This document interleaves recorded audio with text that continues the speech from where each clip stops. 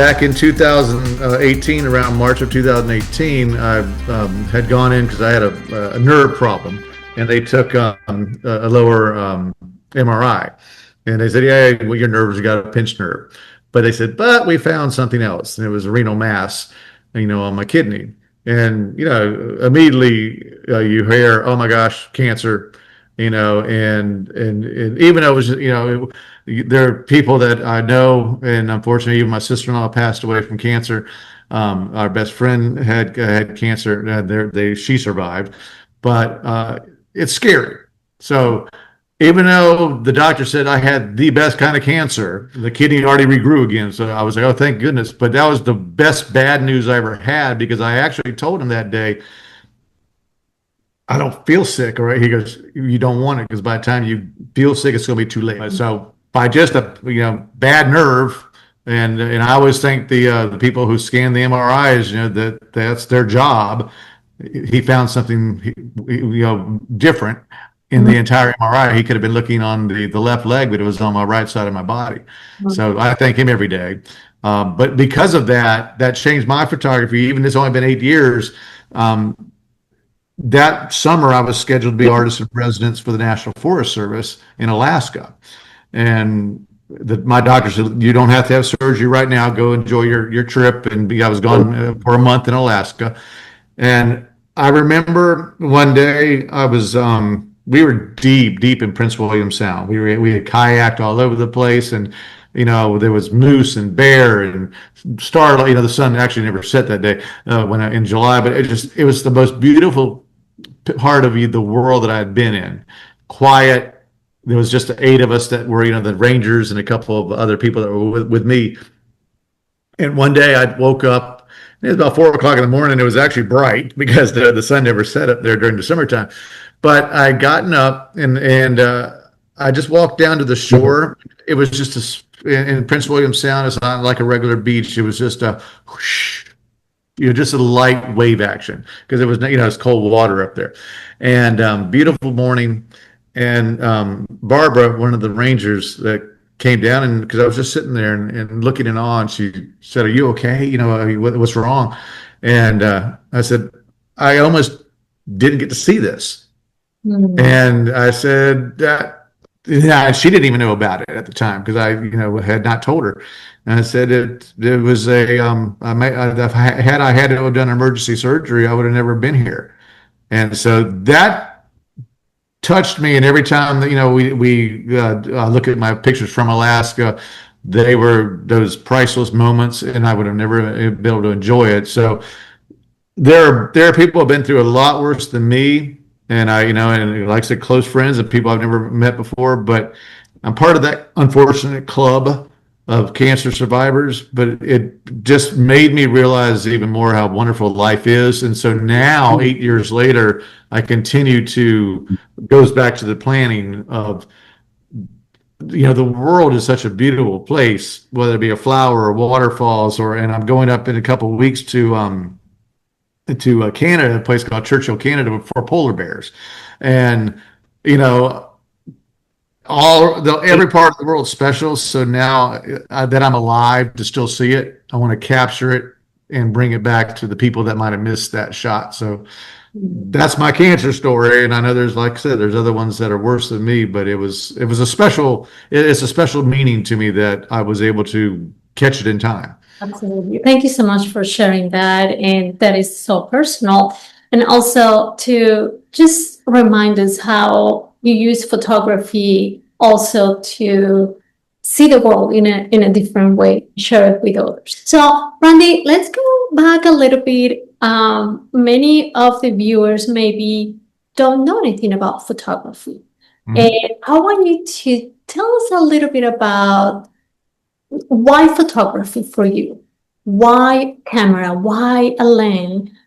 What is it about the photography as an artistic expression that you feel is connecting with your soul? Yeah. Well, when I started showing my age here, we had my own dark room, and it was on film, and I grew up with the National Geographics and you saw all of the models. I originally wanted to be a fashion photographer. Wanted to do Victoria's Secret or whatever. Just take the pictures, Sports Illustrated. All hey, what a great job taking pictures of beautiful women. And going to these remote locations. But that didn't pan out for me. But even just around town, I took friends' weddings, and senior portraits and stuff like that. So that was the start of it. But that's when digital came along. It just opened up a whole new world for everything from your cell phone to digital cameras. So now you can take a picture. Oops, that's not a good picture. Let me take another one. You don't have to wait to get back home to go, oh man, I just ruined that. It goes back to my bird pictures. What if thought I got a great bird shot? Well, I get home and it was out of focus. Well, now I can, instantly know that I got a good or bad shot. And so when it comes to beginning photography, and I've actually spoke at the local Florida State College here with photography classes before, with the students learning that, they ask us the same question: what got you in, and what's you have to feel the photography. You have to feel that you want to relay a message. I can't paint with a darn.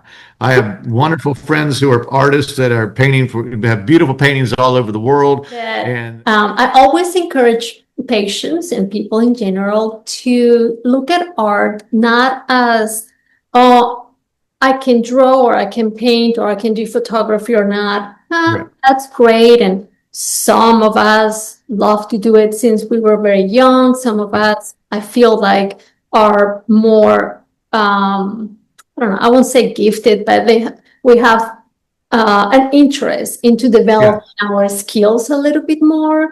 And it comes to us a little bit easier. But, we all have different gifts.